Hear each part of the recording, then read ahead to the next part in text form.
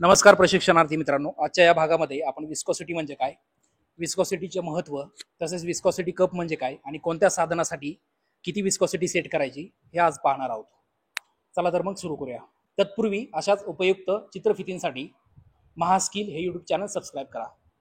मित्रांनो, सोप्या भाषेत जर पाहायला गेलं विस्कोसिटी म्हणजे काय, तर विस्कोसिटी म्हणजे कोणत्याही द्रव पदार्थाची प्रवाहाला प्रतिकार करण्याची जी क्षमता असते त्याला विस्कोसिटी असं म्हणतात. अगदी सोप्या भाषेत जर सांगायचं झालं तर कोणत्याही द्रव पदार्थाचा जो पातळपणा किंवा घट्टपणा असतो त्याला विस्कोसिटी असं म्हणतात. उदाहरण जर द्यायचं झालं तर पाणी आणि मधाचं देता येईल. पाणी ज्या प्रकारे पातळ असतं, पाझरतं व सहज वाहतं, याचा अर्थ पाण्याची विस्कोसिटी जी असते ती अतिशय कमी असते. अगदी त्याच्याच विरुद्ध जर मध पाहायला गेलं तर मध अगदी चिकट असतो, हळूहळू वाहतो व घट्ट असतो. म्हणजेच काय, तर मधाची विस्कोसिटी जी असते ती जास्त असते. आता आपण विस्कोसिटीचे महत्त्व पाहणार आहोत. कोणत्याही पृष्ठभागावरती पेंटिंग करण्यासाठी सर्वात आधी पेंटची विस्कोसिटी सेट करणं अतिशय आवश्यक आहे. कारण की जर पेंट जास्त घट्ट झाला तर स्प्रे गनमध्ये पेंट अडकू शकतो व पेंटची जी स्प्रे गन आहे ती खराब होऊ शकते. तसेच जर पेंटची विस्कोसिटी फारच कमी असेल तर ज्या पृष्ठभागावरती आपण पेंटिंग करणार आहोत त्या पृष्ठभागावरती ओघळ येण्याचं प्रमाण वाढू शकतं. त्यामुळं ठराविक साधनांसाठी ब्रश असेल किंवा स्प्रे गन असेल, वेगवेगळ्या साधनांसाठी वेगवेगळी विस्कोसिटी सेट करणं आवश्यक आहे.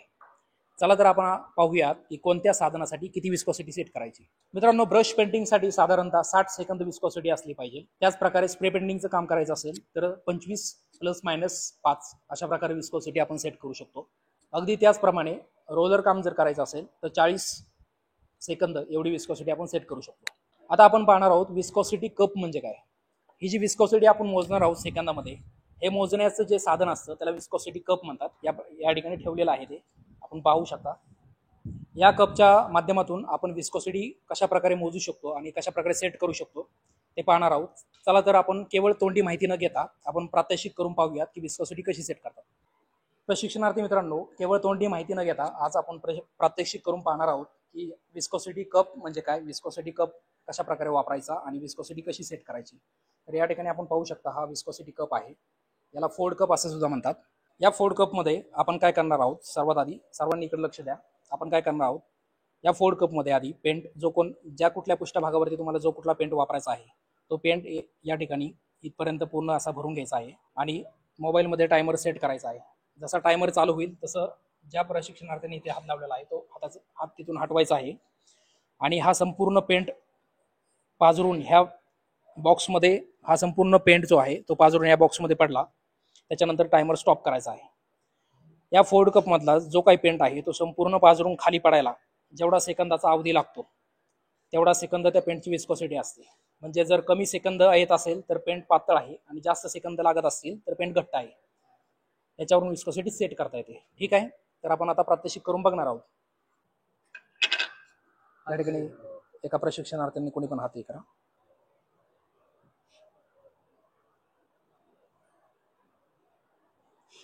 आपण पाहू शकता या ठिकाणी आपण फोर्ड कप जो आहे तो पूर्णपणे पेंटने भरून घेतलेला आहे. मी जसं स्टार्ट करेल, ठीक आहे, या ठिकाणी मी जसं स्टार्ट करेल तसं बोट हटवायचं आहे आणि हा पेंट पूर्णपणे पाजरून खाली पडला की स्टॉप करणार आहे मी परत. ठीक आहे, तयार आहे ना? ठीक आहे, हे बघ 1 2 3 स्टार्ट. आपण पाहू शकता या ठिकाणी पेंट जो आहे तो पाजरायला सुरुवात झालेली आहे आणि या ठिकाणी मी टायमर सेट केलेला आहे.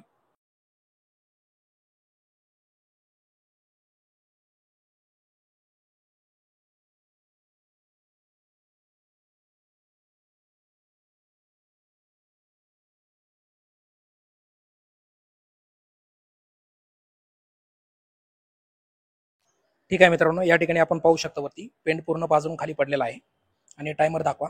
हा संपूर्ण पेंट जो आहे तो फोर्ड कप मधून पाजरून खाली पडायला जवळपास 1 मिनिट आणि 55 सेकंद लागलेले आहेत. म्हणजेच याची विस्कोसिटी खूप जास्त आहे. जर हा पेंट आपल्याला स्प्रे पेंटिंगसाठी वापरायचा असेल तर ह्याची विस्कोसिटी जी आहे ते 25 ± 5 अशी आपल्याला सेट करावी लागेल. आता त्यासाठी आपण काय करू शकतो, तर ह्या पेंटमध्ये आपण थिनर मिक्स करू शकतो आणि हा पेंट आपल्याला पातळ करून घ्यावा लागेल.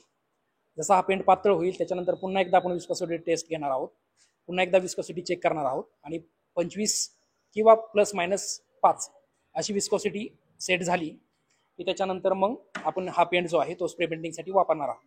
ठीक आहे, तर आता आपण पाहूयात.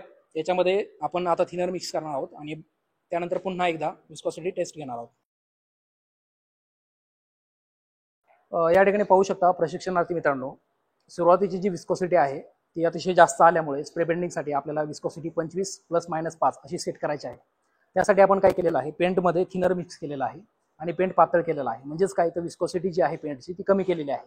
आता आपण पाहणार आहोत, पुन्हा एकदा विस्कोसिटी घेणार आहोत आणि ती किती येते ते पाहणार आहोत. ती जर 25 ±5 अशी आली तर आपण तो पेंट स्प्रे पेंटिंगसाठी वापरणार आहोत. चला तर पाहूयात किती विस्कोसिटी येते. 1 2 3 स्टार्ट.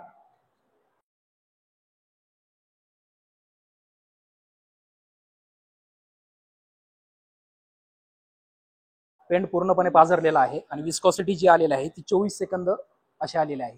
म्हणजेच काय, तर 25 ±5 अशी जर विस्कॉसिटी असेल तर स्प्रे पेंटिंगसाठी आपण तो पेंट वापरू शकतो. आपली विस्कॉसिटी आलेली आहे 24 सेकंद.